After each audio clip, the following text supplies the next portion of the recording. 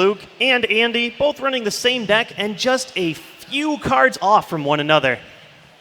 And what's interesting is we're going to take a look at Jon-Luke right now. Jon-Luke playing Virizion Genesect, just like his opponent's going to be playing. In junior division, like we said, he got first in 2 city championships this year, and he also got 2 top 8 at regionals. So he's had quite a solid run working up to the national championships this year. And here in a second, we'll take a look at what Andy's been doing, running it, like we said, Virizion Genesect. And right here, we've got ourselves Andy Younger, who is also playing Virizion Genesect, has also had a very solid season, and is ready to kick it off in what should be a great finals for both of these juniors players. Now, one interesting thing, although these players are playing roughly the same decks, there are a couple different cards in it. And why don't we talk about some of those differences? Andy is not running any double colorless energy, whereas Jon-Luke is running one. What do you think that's really going to impact?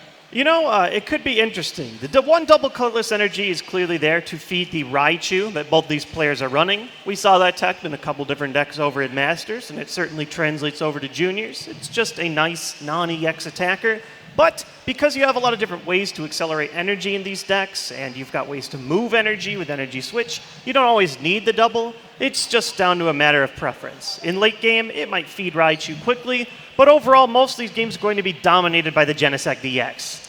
Right, the Raichu, which gets fed the best off that double colorless, isn't really a counter to the other deck in this situation, so we don't have much of that going to be an issue. Anyway, we're going to get right to the game right now. And looks like both players have set up and have opened with a Virizion EX, where Jon-Luke also has a Genesect EX on his bench. And that is certainly the way that you want to start this matchup. It is all about beginning with Virizion EX, using that Emerald Slash attack, which allows you to search your deck for 2 grass energy and just attach them to another one of your Pokemon. It's just such an enormous way to boost your consistency, and in this matchup, it is absolutely crucial that you get it started. Now, the other part of Virizion EX isn't really going to play much of an issue here because it protects your Pokemon from special conditions, but there's going to be no special conditions in this matchup. All right, so we see already beginning an attachment for Jon-Luke. Yep, and now we're going back over to Andy's side. He's got a couple more Virizions out, no Genesect yet, so if he gets that Emerald Slash going, he's not really going to be attaching to who he wants quite yet. Drops the Skyla, going to be searching his deck for a trainer card here. Not sure what he's looking for at this point. Right, and he definitely does want to find his way into a Genesect in the long run, but at least in this first turn, the most important thing for him is an energy card, and it seems like that is why he's grabbing the Professor's Letter, and he's just going right into the search, straight from Skyla to it. Right, so he's got those 2 grass energy that he gets off the Professor's Letter. He can get that on his Virizion, so he can start getting the Emerald Slash going once he gets there. He could have also gone for the Ultra Ball there, but he had no energy in his hand, so getting the energy is probably more important than getting Genesect online at that point. Right, and looking at his hand, he does have the level ball. Maybe he could have grabbed Raichu, but for now he's just going to hold those resources because here it really is all about getting that Genesect powered, and that's why we see the second energy and that start for Virizion is so huge for Jon-Luke. Yep, Jon-Luke doing the standard opening there, got the Virizion running the Emerald Slash and going to get those 2 grass energy, start powering up a Genesect on the bench. Right, and that is why these 2 Grass EX Pokemon just work so well in tandem. You've got one that accelerates energy, one that needs a lot of energy, so they really are just perfect for one another. Those 2 cards came out in the Plasma Blast set, and immediately the deck kind of formed itself at the end of last year there. So here we do see that level ball now, and it seems like a card. There's just 1 copy in each player's deck. Seems tailored just to finding either a Raichu or a Pikachu, some of those low HP Pokemon. You can only get one that's 90 or lower. Right, he can also go for the Jirachi EX. Now, Jirachi EX has that ability Stellar Guidance, and tell us why that's so important. Yeah, Jirachi, as you guys have heard yesterday, just one of my absolute favorites. By using Stellar Guidance, you can save yourself from a situation where you would just have nothing otherwise. And that is exactly what we've got Andy doing. Yep, he plays that end there, so both players going to shuffle their hands back in and get a new hand of 6. Andy still doesn't have a Genesect on board yet, so that's really what he's looking for, either a Genesect or a way to get one out so that he can have his Emerald Slash be connected to the right Pokemon at the end. Right. He has the second energy. He's ready for Emerald Slash, but if you have no target to give it to, it sort of is a wasted slash. 2 for 50 isn't horrible in this game, but it's certainly not as strong as some of the other Pokemon, which is why you really need to take advantage of that secondary effect. You need those energy on an attacker. Yeah. Even if it has to be a Pikachu, he wants that on something. Another Virizion, not exactly ideal. Well, they're going to draw their 6 cards here. It looks like Jon-Luke's got a Muscle Band, which is going to help him out. And yeah, Andy did pull into a Genesect, so that's good for him. So he's going to likely Emerald Slash and feed his Genesect full art. All right, so everything, it's a pretty even matchup. Now, interestingly enough, Andy did play the Pikachu. Do you think that that was a good move there to get the Pikachu out at all, or should that be something that he maybe keeps in his deck? So he's shuffling up. And one thing that I've already noticed over in Jon-Luke's hand is he does have the Muscle Band, which is going to be a crucial card if he wants to take 2 prizes this turn. You need to deal an extra 20 damage when you've got 50 on the 170 HP Virizion EX. So he is looking at a potential knockout here if he retreats Muscle Bands and attacks with Megalo Cannon. Looks like he's thinking about putting that on a different Pokemon, though, so he does not have the setup that he wanted to pull that off. It is interesting. He does have the Colress machine, which allows you to search your deck and get an energy if he wants to. It just might be a scenario where either he doesn't want to necessarily attach Muscle Band to his Genesect EX because that leaves it away from its strongest attack in the game, the G-Booster. So we'll see what he does here. Well, also, if he did that, he kind of skips one of his red signals, which is another strong ability on that Genesect EX. This is true. One of the best things about Genesect EX is he has a built-in Lysander in his ability. If you attach one of those plasma energies from hand instead of with the Colress machine, you can just pull up a Pokemon off your opponent's bench and go crazy. He doesn't really need it right now because the Pokemon he's likely going for is that active Virizion EX on Andy's side, though. And so far, just looking at his board, it looks like he's going to be taking the more conservative approach. While he could have retreated and taken a knockout on that Virizion with a Muscle Band on his Genesect EX, he instead opts for a second Emerald Slash. Right, so he'll be powering up that other Genesect more than likely with those Grass Energy this time. Yep, and we'll head back over to Andy, and we've got a very even board at this point. So here, because we saw an attachment from hand, Jon-Luke does get to activate that red signal ability that we were talking about. He plays the Skyla, and this is spelling danger, at least to begin with, for Jon-Luke. Right. Now, by pulling up the Genesect with all the energy and getting that G-Booster Ace spec, he can actually clear that Genesect in one strike. It's really interesting that one thing that these decks have to do a little different is because they run that G-Booster, they don't have the option of the computer search or the dowsing machine, which is kind of the classic Ace spec that they run. But that G-Booster is so important to their matchup. Yeah, G-Booster. And there we go. G-Booster's interesting because it actually gives you another attack for Genesect EX, dealing a whopping 200 damage for the cost of just discarding 2 energy cards. So Andy gets that first knockout on Jon-Luke's Genesect. And we're moving back over to Jon-Luke's turn here. So here we do see Jon-Luke. He does have a G-Booster in hand, so he almost had an opportunity where he could have maybe attacked his opposing Genesect and taken it out that way. But instead, because his board really isn't that strong, he figures another Emerald Slash, a few more energy, and maybe we can survive and win the late game.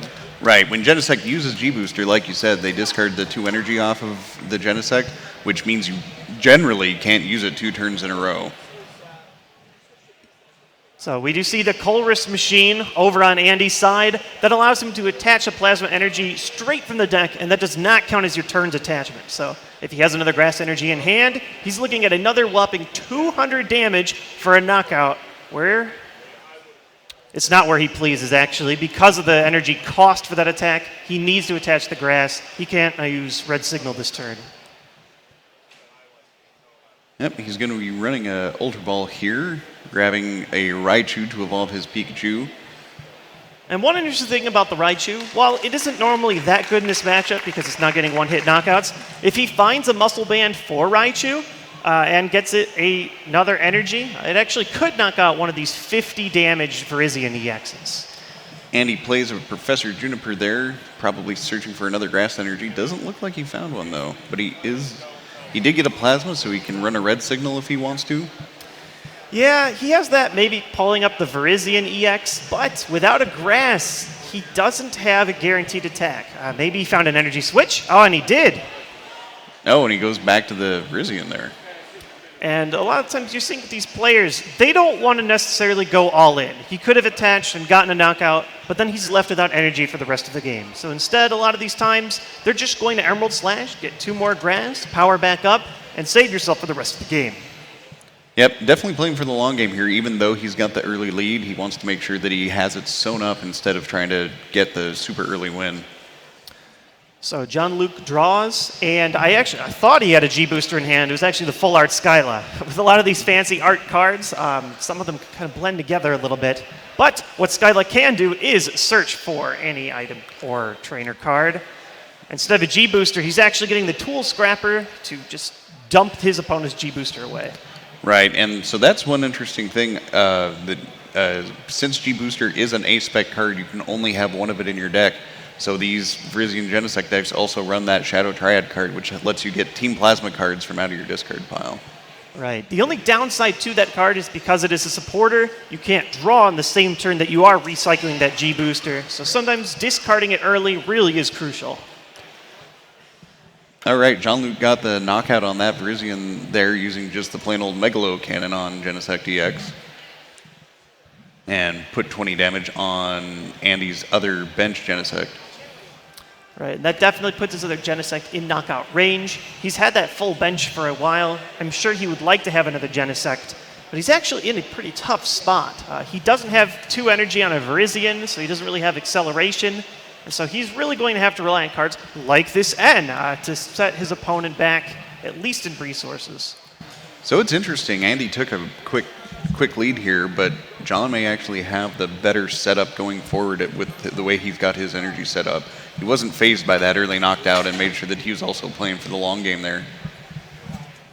Yeah, it definitely will be interesting. It certainly helped that Andy was able to find that early G-Booster, but now it's a new game. It's all down to whoever can accelerate first, and brutal. I don't see any energy cards in that hand. Yeah, it looks like Andy run into kind of a stall out there, and with nothing to get on the Virizion, he can't power up out of the deck, and with nothing for the Raichu, he can't even attack this turn. He has 1 energy switch. He can move it somewhere, but no matter what, he just doesn't have an attack, and that is absolutely not what you want to see at this stage in the game. Unfortunately, just has to pass. Right, and the Megalo Cannon isn't the main attack you want to be using in Virizion Genesect. It is enough to knock out that Raichu. Although it kind of makes you take an extra prize since it's not an EX, still ends up going to help him get his board more set up. Right. One thing you see in these decks where they're focused on EX Pokemon is they'll throw a few non-EX Pokemon in so that they can do what we like to call a 7-prize game. So let's say that Jon-Luke has to knock out this Raichu. He'll be taking just 1 prize because it is non-EX, leaving him with 3 left. If he has to knock out 2 more EX Pokemon, that'll essentially be taking 7 total prizes, even though you only need 6. Right. It kind of counters the drawback of the EXs slightly if you can pull that maneuver off. So looking at that hand, I see plenty of supporters. Certainly good for the late game. Energy switch. It seems like Jon-Luke has all the resources that Andy desperately needs. They're playing at a pretty fast pace this game, too. Maybe the matchup is kind of obvious, and they're really not having to think that much about their decisions. But, yeah, we've got Jon-Luke moving along here, and he's going to drop the energy switch over to the Raichu and actually retreat. So, interestingly enough, we see the Raichu active going for the Circle Circuit, which actually is not a knockout in itself. It's just 80 damage with the Muscle Band combined with 3 Pokemon on the bench. It could potentially set up a target where maybe he could use an attack like Megalo Cannon, deal 20 to a benched Raichu if he can send it to the bench with the red signal. But interesting choice to see him not go for the immediate knockout. Right. Well, that Raichu wasn't really doing anything, but it does have free retreat, so it's not like he's stranding it in the active position either. And so here we do see a red signal coming up from Andy. He gets to pull up whoever. Why not this Virizion with 100 damage on it? Seems ripe for the picking. Andy does have a powered up Genesect on the bench now as well. So he can be running his own Megalo Cannon if he'd like to there. Playing an Ultra Ball. Right, and this is where you could see it was such a crucial move for Jon-Luke to discard that G-Booster. If he had a G-Booster left in the deck, or perhaps some way to use the supporter to grab your Shadow Triad and get a old Plasma tool back into your hand, but without that option and just the Juniper, even if he does pull up the Genesect, he can't knock it out. He has no G-Booster. Without dealing 200 damage, you can't knock out these giant EX Pokemon in one attack. Right, so he had to bring up the Virizion that had the damage counters on it to kind of hedge his bets about what he was going to be able to do. And this game is going to be close. It's really going to come down to whether or not Jon-Luke can find the G-Booster. And if I just saw his hand, you can see him almost shaking in anticipation. This could be deadly if he does place that Genesect active. He really wants 2 prizes, but instead he opts to play it safe, passing, leaving that Raichu active just in case. Yep, now Jon-Luke's running a Super Rod, going to shuffle a Genesect EX and 2 Grass Pokemon back into his deck. Super Rod is kind of a crucial card. Both these players run 1. Normally it's used in evolution-style decks because it allows you to shuffle maybe knocked out evolution pieces so that you can remain more consistent. But in this deck, because you go through so many energy cards, it's just nice to be able to get some of those grass energy back in to feed a future Virizion if needed. Jon-Luke does bring up his Raichu and knocks out Andy's Raichu. One interesting thing, by doing that, he's also putting up the Raichu in his active position, which also makes Andy have to play that 7-prize game. Right. As always, he's trying to deny his opponent the opportunity to pull up his Genesect by at least throwing up the Raichu. If he led with Genesect, he might be walking right into a G-Booster. So we're going to see.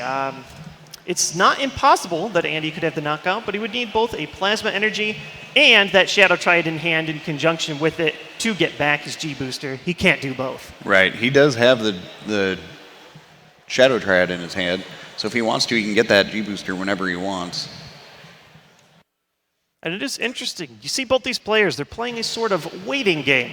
You have these incredibly powerful Pokemon, but you don't want to throw them up willy-nilly. You really want to use them in the most crucial way possible, and that's by knocking out your opponent's Pokemon with energy to set them back.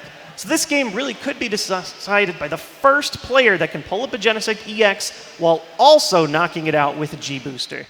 Andy grabs an energy switch with Skyla and moves an energy off of his bench Genesect onto a bench Virizion, trying to set up a late-game Emerald Slash, it looks like.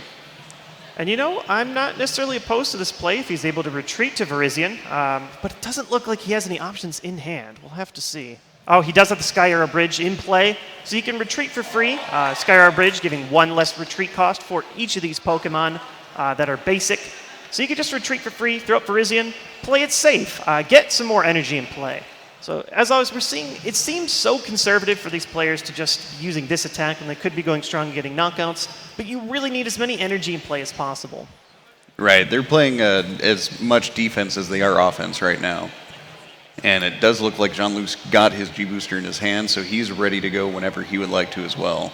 He is. And one really unfortunate thing we saw for Andy is he only had 1 grass in his deck. And again, that's why these Super Rod cards can be so powerful, because you just run through energy at a breakneck pace. Skyla got played there for a Shadow Triad. Just in case, if he does lose that G-Booster, he has a way to get it back. So Jon-Luke is just really trying to decide. It doesn't seem like he has an energy card. He really wants to make sure that if he does attack with G-Booster, he can do it 2 turns straight. So the question is, does he take 2 prizes here, leaving him with 1, possibly susceptible to an N, or does he decide to maybe play a little bit more conservatively once more? Well, it feels like if he goes for that knockout now, it shuts down almost all the energy on Andy's side, and definitely shuts down that Virizion. So he doesn't know how many energy are left in Andy's deck. So that certainly looks like it could be a way to make sure to put Andy on the back foot, but then it does leave that Genesect vulnerable up there. Right, and it was sort of a signal to him when he saw just 1 grass energy attached with that Emerald Slash, where, he debates it. Maybe, do I attach the 4th energy in Genesect and risk it? but instead he seems to opt for, once again, the conservative attachment on Virizion. And we shall see where he goes from here. Yeah, he's really thinking what he wants to do here. Sorry? He's really thinking about what he wants to do here. He's not sure if he wants to attack with that Raichu or if he wants to drop that G-Booster. Yeah, it's rough. If he goes for the G-Booster, he's going to need a few resources in order to do it 2 turns straight, but eventually you just have to go for it. Knock out your opponent's Pokemon, hopefully deny them of energy, and we'll see how it goes. Now, one thing we did see with Andy's attachment on the Emerald Slash is he immediately regretted the decision. It seemed like he wanted to attach that energy to the benched Genesect EX that already had 2 on it. Right, he has a Grass Energy in his hand, although I believe he just picked that up off his prize, which means if he would have put it on the Genesect, he would have been able to run the G-Booster next turn. Right, and he can retreat, maybe try and find a way to get an energy switch off of one of these supporters, but otherwise, he is in sort of a rough position. It really is Jon-Luke's game to lose. Although Jon-Luke had a Startling Megaphone in his hand and just Colressed it away. Surprising that he didn't use the Startling Megaphone to get rid of Jon-Luke's G-Booster there. It is interesting. I think maybe at this point, he's at a part in the game where if he doesn't get a knockout on this opposing Genesect EX, it might as well be over for him. So maybe just conserving it for another discard if he can get one through knockout here. So with Colress, he's able to shuffle his hand in his deck, draw 1 card for each bench Pokemon that both players are running, so it's 6. And I don't think I see the energy switch. His hand looks very similar to the last one he had. Yeah. He's going to retreat Genesect and put up Virizion EX as kind of a wall there. Pass the turn back to Jon-Luke. And here we go. We see an Enhanced Hammer. It is just 1 tech card that Jon-Luke runs, one of the very few cards he runs that Andy does not. Just allows you to discard a special energy. And here at a stage where we already know the opponent is short on energy, it's crucial. And just like that, yep. we see Colress Machine gets the energy out of his decks he needed, and he ends up getting the full amount that he needs. So interestingly enough, if Andy would have played the Startling Megaphone there, that would have shut down his ability to get that knockout. It definitely would have. Andy, unfortunately, he was going for all the marbles, really wanted that knockout, maybe saving a Megaphone for later, but here it proved to be pretty crucial. Jon-Luke had all the tools possible. He had the Colress Machine for an attachment. That gives him the second attachment from hand. So just like that, you see a Genesect EX, it has 1 energy on it. How could it possibly attack again? You can find a lot of creative ways to power it up quickly and deal 200 crazy damage for game 1. Yep, so again, that was still a pretty close match though. Andy took the early lead. Jon-Luke was able to kind of play off that and make sure that he was setting up for the long game. But yeah, Andy kind of stalled out in the middle there and just got some rough pulls on his energy.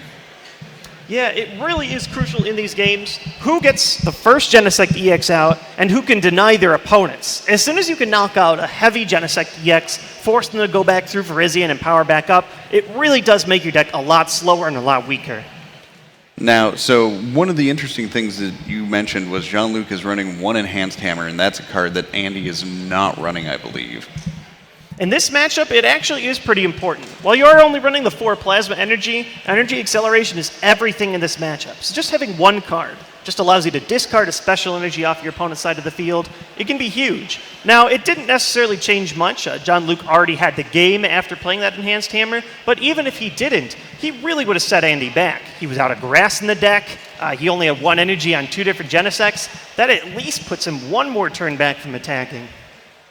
Looks like these players are done shuffling. One thing about that junior group, they certainly go through the game pretty damn quick. So we see a mulligan over on Jon-Luke's side. When you don't have a basic Pokemon in play, and your opponent does, they actually get to draw 1 extra card per mulligan as a little bit of a bonus. So it seems like Andy, to try and reclaim this game, will at least have another card to do it. That's right. So Jon-Luke shuffles up again, draws the same 7. Now you draw that extra card after everything has been placed out, but you can put additional bench Pokemon off that if you would like to. Jon-Luke shuffling up, hoping to find a basic again. The more mulligans he gives up, the better chance Andy has to reclaim game 2. We played best 2 out of 3 here in the Pokemon trading card game. And so we have just 1, maybe another game to go. All right, Jon-Luke's got a basic this time, getting the prizes set up. Andy takes his other card, and we're ready to go. Ooh, not the best start there for Jon-Luke. He's starting with just a Pikachu out, and Andy's starting with also not the best, but he's got the Genesect out at least. Right. This definitely isn't ideal, as always, and that's why you run 4 Virizion EX in both of these decks, and it seems right away we're seeing Andy look for it. But in general, there are so many ways to retreat to that Virizion that there really is no unideal starter. There's at least, I suppose the Jirachi would be the worst. But otherwise, with Sky Arrow Bridge, everything has free retreat. If you can evolve to Raichu, he has free retreat. So it's really going to come down whether or not, can he find an easy way to retreat this Pikachu? Looking at his hand, I actually don't think he has a way, Jon-Luke, to find any other Pokemon. Yeah, interestingly enough, Andy has a Sky Arrow Bridge in his hand and chose not to play it to slow down Jon-Luke there.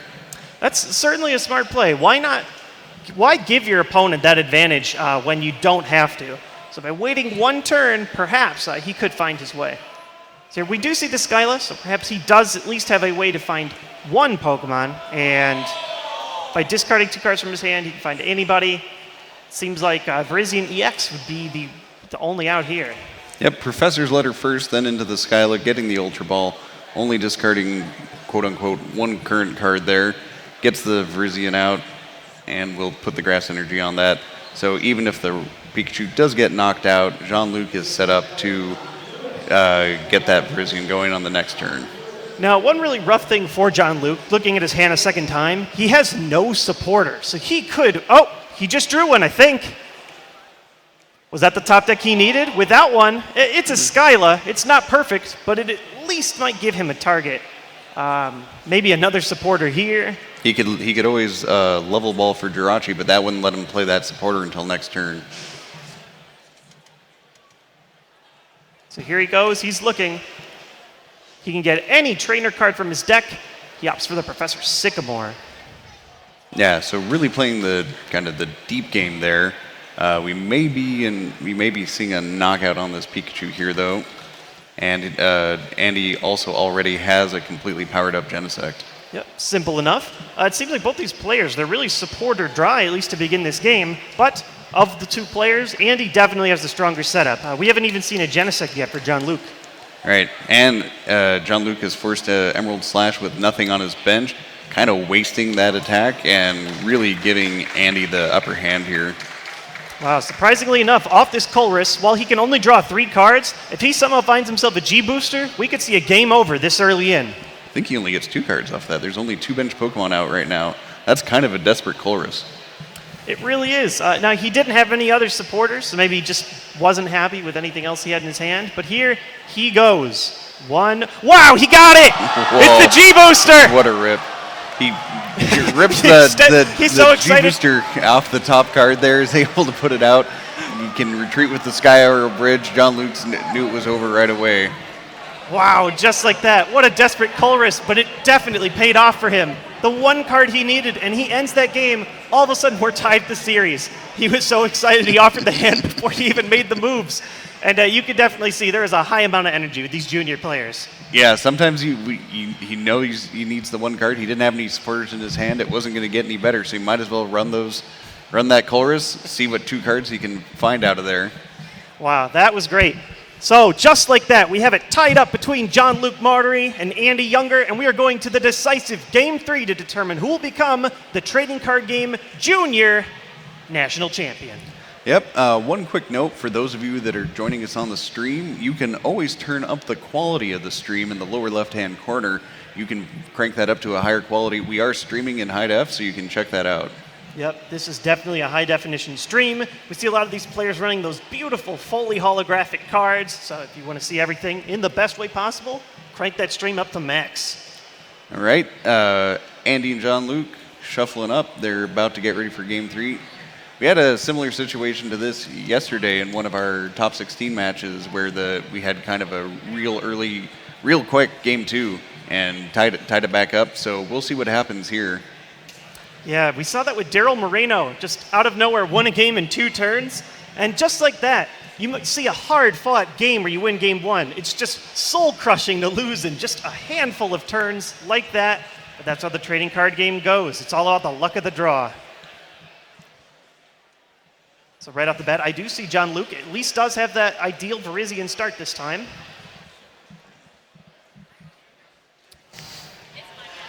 Yep, Andy will be, looks like he's starting Pikachu this time.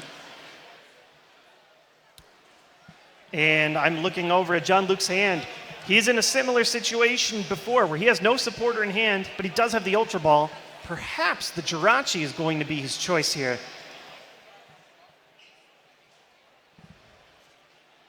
Yeah, he may need to do that just to make sure that he gets the draw possibilities, but he goes for the Genesect.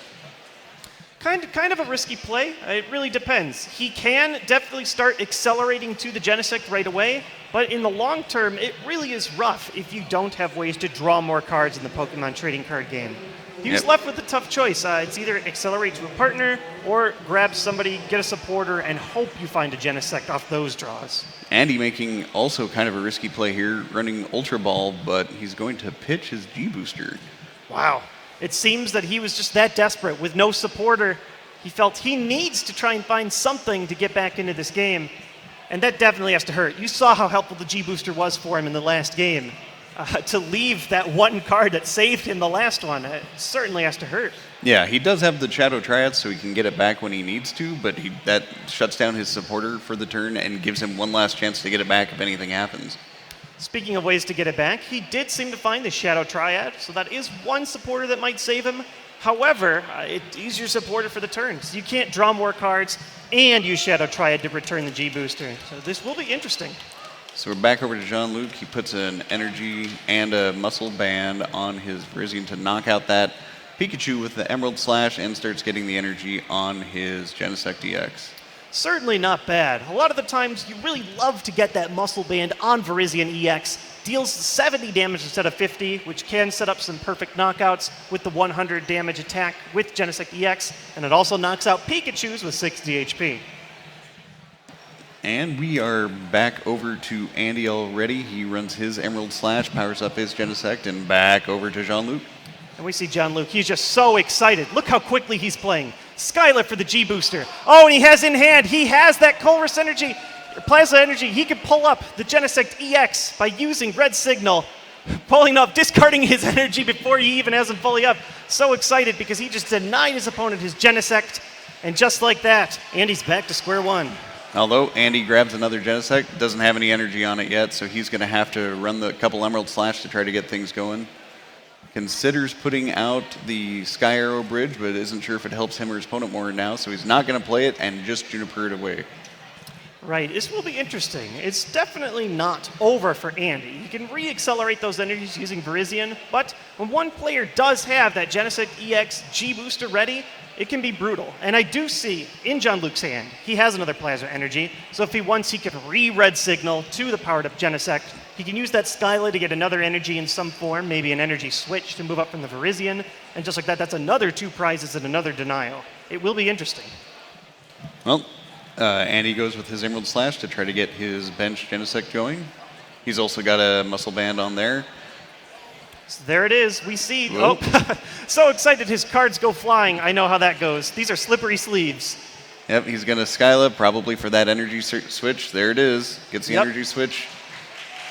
Now, this is going to be a strong play, but it will leave him with 0 energy on his side of the, or sorry, just 1 energy clung on to the Genesect EX. It's going to be rough. But for now, we've got Red Signal up, another Genesect EX up, the one with all the energies, energy switch to move up, and boom! We have a knockout, 2 prizes, and it's 1-6 now. Yep, the next knockout on of Andy's Pokemon will win the game for Jon-Luke here, but Jon-Luke is suddenly kind of low on resources, so he's got to hope that all this setup that he did is going to slow down Andy enough to give him time just to get the one he needs. Yeah, this certainly will be close. He does Jirachi immediately, just a very quick turn, yet another Emerald Slash. On Andy's side there. Seems before he's even attached those new energies. Jon-Luke just so excited, already going through his options. And he played that Jirachi. He's going to grab himself. He wants it all. I'm sure he's trying to find a supporter to draw as many cards as possible. If he can find some way to get 2 energy in play, perhaps a Colress machine, he can do something with the Genesect EX, perhaps find a way to red signal, pull up that Jirachi EX, take that decisive final prize. And he did also play Startling Megaphone on his turn, which got rid of the G booster over on Jon-Luke's side. Right. He no longer has that big knockout option, but Genesect EX is versatile, dealing 100 damage base for just his regular non-G booster attack. Still strong enough to grab a prize potentially. We'll see. He's going to need a lot here, but Jirachi's definitely going to set it up. All right, Jon-Luke, that turn also Ultra Balled for a Genesect EX. He's got a Professor Sycamore in his hand, so I think he's just clearing as much out of his deck before he Sycamores to get everything that he can. And he's going to red signal up that Jirachi EX, though. That's an interesting choice. I feel he has this sort of desperation. When you have 6 prizes left, your opponent has 1. Sometimes you really just want to take the easy prize that's available, so he's going to try and knock out this Jirachi EX. But that Genesect EX on the bench is going to survive. That might be big. Right, he doesn't have his G booster since he ran that, since he discarded that Megalo Cannon, or excuse me, the G booster early. He had to use the Megalo Cannon. Crucial. He could have, if he wanted to, attempted to energy switch over to the Genesect, try and get 2 on him and go just absolutely wild if he could attach from hand with that Plasma Energy. But instead, when you're up this much, you can afford to play a little conservatively. Goes Emerald Slash to the bench, and just like that, I believe Andy, he just knows there's no way out with this many energy and this far back. That's the game. Yep. Jon-Luke Modory is your junior national champion.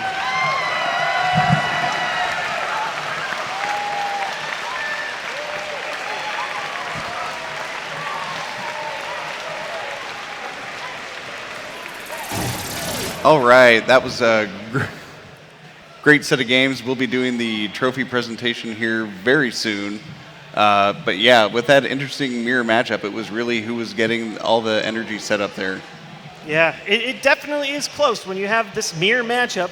Both decks that are just teched slightly differently from one another. Both these players played a great game, but ultimately Jon-Luke able to get more energy in play, and that, sometimes in Pokemon, is all you need.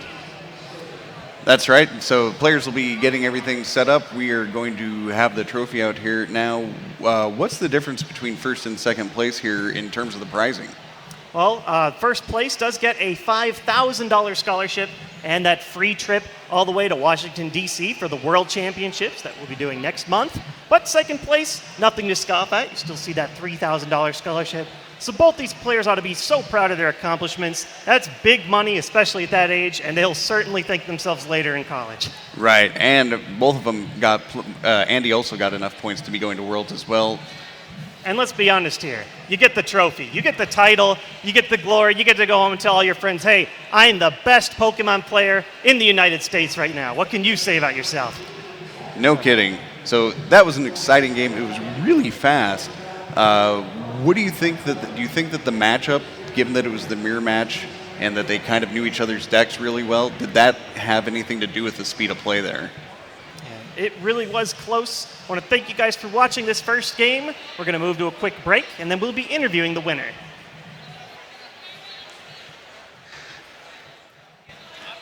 All right.